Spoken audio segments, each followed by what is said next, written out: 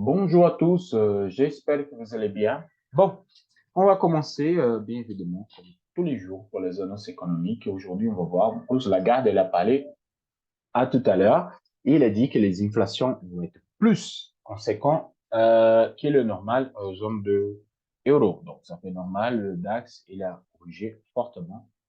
Tout à fait normal. Et maintenant, il y a une petite publication de plus pour faire pousser le marché vers le bas. Donc, pour les Américains, on a les permis de conduire, des conduites. Cette permis de conduire, c'est très important, OK?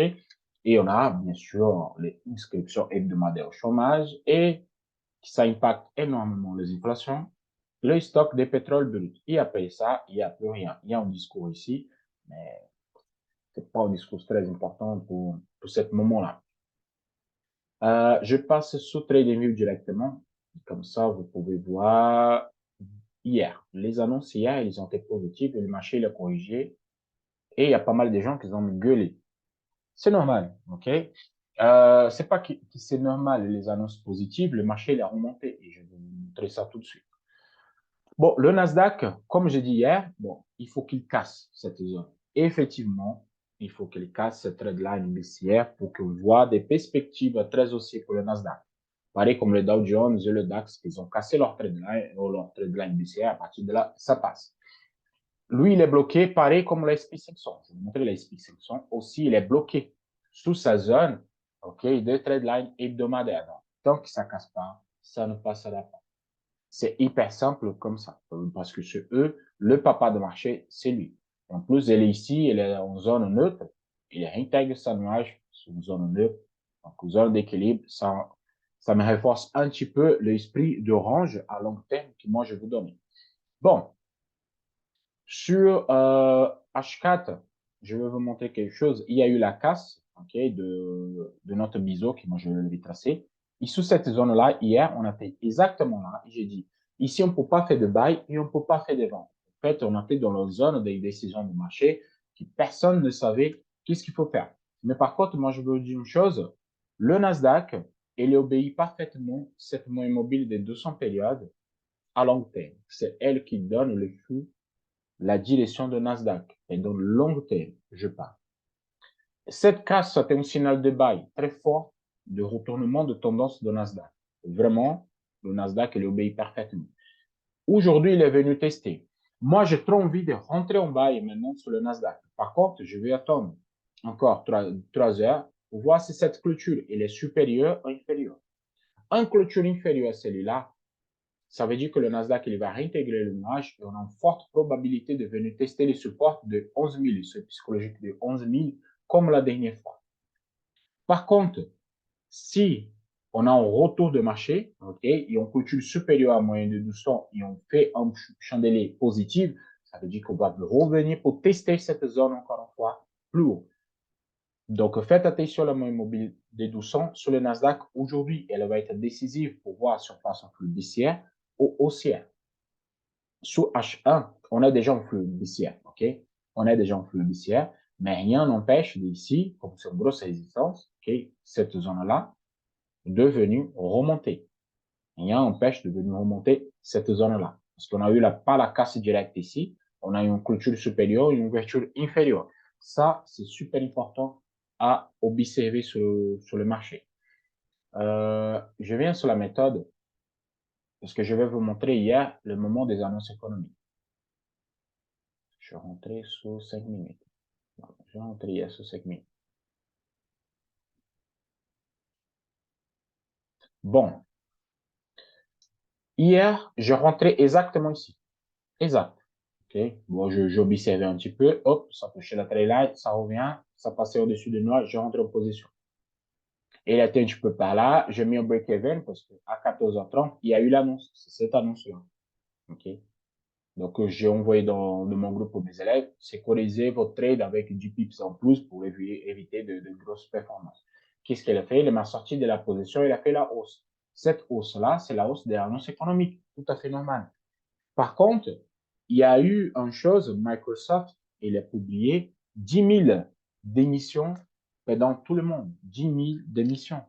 Donc, ça fait que les investisseurs au Microsoft, OK, clôturé, ça fait que Microsoft il a clôturé à 12% des pertes hier. Et ça, c'est normal. Ça fait pousser le marché vers le bas. Même si l'annonce est positive, mais si les actions plus importantes de Nasdaq il tombent, c'est normal que le Nasdaq il va corriger. Et lui, il prend de tout le monde ensemble. Le Dow Jones, le S&P 500 et tout ça. Okay, donc, c'est pour ça qu'il y a eu cette forte correction. En plus, il y a Tesla qui patine. Tesla, il y a une mauvaise production et une mauvaise vente de voitures. Parce qu'aujourd'hui, il y a Toyota et les autres qui sont des concurrents directs avec l'électrique. Donc, pourquoi j'ai dit ça? Pour que vous soyez attentifs. Même si nous avons en annonce positive, il va faire ça hausse. C'est là qu'ils ont pris profit. Félicitations. Et après, le marché est cassé. C'est pour ça que j'ai dit, chaque fois que vous prenez votre bénéfice, quittez les écrans. Laissez passer le marché. Laissez. Maintenant, je reviens sur l'analyse d'aujourd'hui. Pourquoi je pense à faire un buy sur le Nasdaq? En fait, j'ai la moyenne de 200. OK? Par contre, moi, je pris ma position toujours sur 5 minutes. OK? Si là, il revient, il recasse la moyenne des 200, ici, sur 5 minutes, avec un flux haussier, je peux rentrer en position. Là, oui, je rentre en position. Sinon, moi, je vais les laisser tourner. Là, c'est trop tard pour rentrer. Là, c'est trop bas déjà. Oui, il peut descendre encore, oui, mais j'ai aucune signe ici, aucune signe qu'il va continuer à corriger. Donc, pour moi, ma référence maintenant, pour rentrer en position, je vous dis, c'est quoi? Nuage, 5 minutes passe en positive, casse de la moyenne de 200 sur 5 minutes. Là, je peux me projeter avec un stop loss plus bas et un take profit, je ne sais pas où, parce que là, il faut voir le moment pour le placer, le stop loss, le take profit technique. Donc, c'est pour ça que moi, je vous dis, attention avec le marché. Vraiment, faites attention. C'est en zone de rebond, oui, sur H4, c'est une excellente zone de rebond. Là, on a un nuage. Nous avons aussi notre moyen mobile de 1200, qui jusqu'à maintenant, elle commence à être percée. Si elle perce, je ne prends pas de position. Je vais attendre une consolidation et on signale sur 5 minutes de vente et après je rentre pour continuer la correction. Donc, je ne rentre pas sur le flux. OK? Comme ça, sans aucune analyse. Bon, on passe sur le Dow Jones. Le Dow Jones, il m'a surpris hier. Vraiment, je suis très surpris parce que il est venu corriger jusqu'à moyen des 50 et moi, je ne pensais pas qu'il tombait autant que celui-là. Vraiment, je pensais déjà ici, c'était un bon point de retournement à la hausse, OK? Il est venu tester la barre plus bas. Et maintenant, je vous dis, les zones d'achat, c'est celle-là, à 32 800, qui c'est la ancienne zone d'achat que moi, je vous donnais à quelques temps en arrière. Pourquoi ça? Parce que là, on a une période neutre, pareil comme le Nasdaq, période neutre. Et ça me fait penser à toujours le range que moi, j'avais imaginé, que moi, j'ai dit à 2 ou 3 semaines en arrière, qu'il va commencer à venir le plus bas, plus haut pour cette année. Là, une décision de marché de cette année, ça va me faire travailler cette zone énormément. OK? Ou sinon, on passe sur le deuxième plan. C'est quoi? Plus de baissière. Plus haut, deuxième plus haut, plus bas, deuxième plus bas, encore plus bas. Donc, si il vient et il casse et il vient faire encore un plus bas, ça veut dire qu'on va passer en flux baissière et à partir de là, ça va monter et descendre vers le bas, comme ceci. La piège hier, c'était quoi? Achat sur la moyenne des 200, OK, c'était un bon. Ou sinon, sur la base ici, je enlève ça, sur la base de notre biseau. Là, c'est un bon point d'achat. Je ne veux pas exclure ça. Par contre, il m'a percé directement. Et maintenant, on attend juste cette zone-là. C'est la dernière zone. Après ça, on n'a plus rien. Vraiment, on n'a plus rien jusqu'à bas. Donc, on revient toujours à zéro. Donc, le dernier repas, c'est celui-là. 33 882. Oh, 880. Je passe sur la méthode. Sur la méthode, ça donnait même des ventes déjà aujourd'hui. OK, voilà. Ça ouvrit déjà la baisse, donc c'est une continuation de demain, de hier, pardon, c'est une continuation de hier. Et là, ça continue. Il n'y a pas de signal de vente, il n'y a rien du tout.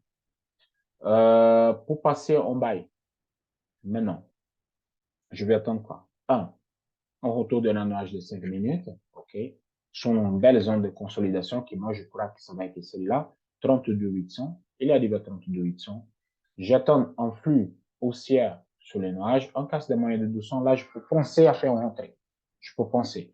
Même s'il est dans la zone hebdomadaire ici, c'est ma zone que je ne vais pas trader dans cette zone, mais je peux penser exactement à cette réflexion-là. On passe sur le DAX. Le DAX qui était forte haussière, mais on arrivait à 50% de notre biseau d'élargissement ici. Il ne passe pas.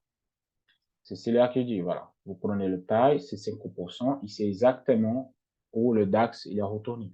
C'est exact, c'est mathématique parfaite. Et là maintenant, il m'a fait en étoile. Voilà, il fait un chandelier de retournement, ok. Et à partir de là, étoile filante, et à partir de là, vraiment, étoile filante sur le zone de résistance, tensionnel de retournement sur le flux d'H4. Vraiment, au flux H4, on a passé, non, c'était H1, H4, ouais, c'est H1. H1, on a tout cassé, et vraiment, j'attends ça, cette zone ici. 14 750. Oh, pourquoi pas les 14 600. Avant que ça, non, parce qu'on a une belle casse ici. Et là, vraiment, le flux, il va chuter. Il va corriger encore. Très fort. Donc, si le flux, il est négatif, pour nous, quoi qu'il faut faire? Attendre un rebond à la hausse et rentrer à l'avant. Voilà, tout simplement. Parce que le bail, pour reprendre le bail, il faut qu'il dépasse 15 300. Je vais mettre 15 300 chiffres. 15 300, là, on reprend reprise haussière. À partir de là, hop, toutes les hausses, on va les vendre parce que le flux, il est passé baissière. Hyper simple. Aujourd'hui, il est corrigé plus de 30%, c'est normal avec la garde qui parle. Donc, sur la méthode, c'est exactement ça qui donne. Donc, casse vers le bas. Ouverture des OPR, ça donne pas notre stop loss et à partir de là, ça continue à baisser. Il a fait déjà 1, 2, 3, 4, 5 niveaux et c'est exact. Ça touché exactement. Pour passer en bail, en possible bail, parce que le vente aujourd'hui, il a dépassé déjà, il n'a plus de vente aujourd'hui, il faut qu'il travaille la zone, retournement, nuage impositif, casse de moyenne de 1200 périodes sur 5 minutes, pour envisager un pullback sous la OPR de 9 heures. Okay? Comme moi, je ne trade pas le DAX, comme on analyse, je ne trade pas le DAX à cause de l'horaire, mais ça, c'était des bons points d'entrée. Là, c'était 1, là, c'était autre, sous la OPR, bien sûr. Et en plus, le robot, il a donné un signal aujourd'hui. Pour finaliser le gold,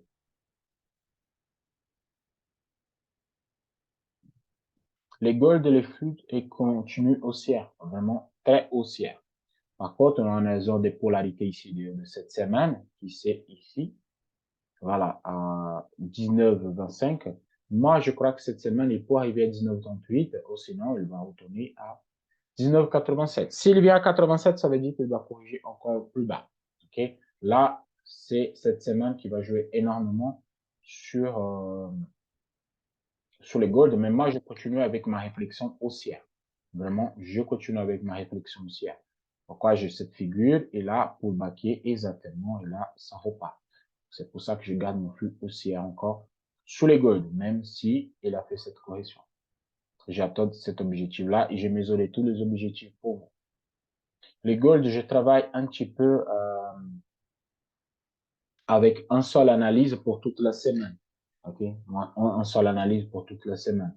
Donc ici, il est mal corrigé un petit peu parce que c'était le pullback de lundi et jusqu'à mercredi. Donc celui-là, c'était le trade de la semaine. Je ne veux pas un million de positions sur le gold si je le trade. Il est donné celui-là, okay, c'est la première. Et là, il est donné un deuxième qui s'appelle le pullback. Donc c'est le deux trades de la semaine. Celui-là, à la vente, si elle avait rentré, il avait sorti un break-even. Donc ça veut dire que le reste, je ne trade plus.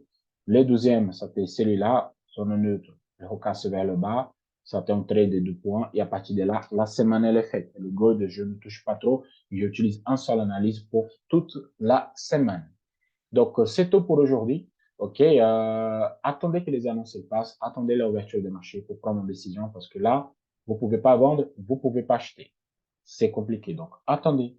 Soyez patient. OK, la patience, elle a prise sous le marché. C'est beaucoup mieux être patient, rentrer sur une bonne position, que rentrer sur des zones qu'on pense que ça va retourner et après ça peut casser. OK? Excellente journée à tous. On se voit demain et à la prochaine. Ciao, ciao.